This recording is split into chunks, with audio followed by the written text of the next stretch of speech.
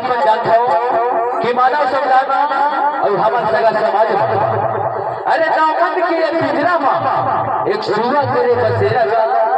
एक दिन जब छोड़ कर चले जाए जब बड़ी ही कठिन बेरा काबर के संगवारी हो जैसे कि हमारा एहो दुखिया परिवार में आज हंसा व प्राणी अगर रहे रहते संगवारी हो तो आज हमारा सगा समाज ऐसे मानव संग्राम में आके बैठे नहीं रहता है काबर की आज ऐसे समय आई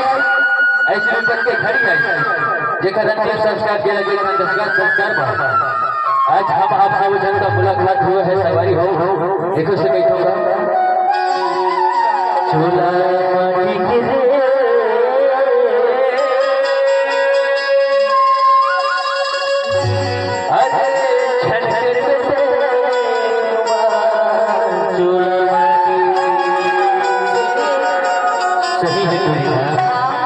झूला माटी के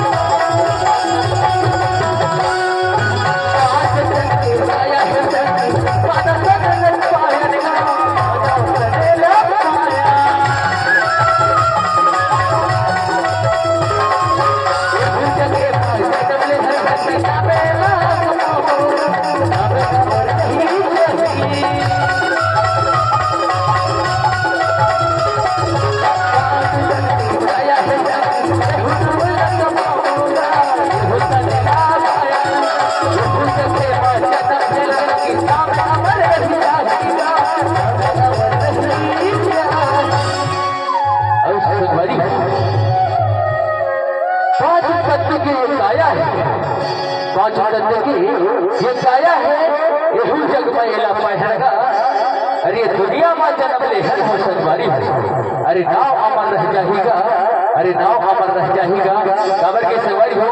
आप मानव तो जानता हो काबर की मानव तन सबसे बहुत अच्छा शरीर होते जो कि वो शरीर मिट्टी के शरीर मिट्टी में दफनाना चाहिए कहता है हमारे गीतकार संगीतकार लेकिन संगवारी आज सबसे माफी चाहूंगा ज्यादा गीत संगीत तो नहीं आवे लेकिन एक छोटी सी गीत संगीत के माध्यम से आप उनकी बीच में इस तरह को कहूंगा चोला माटी के रे चोला माटी के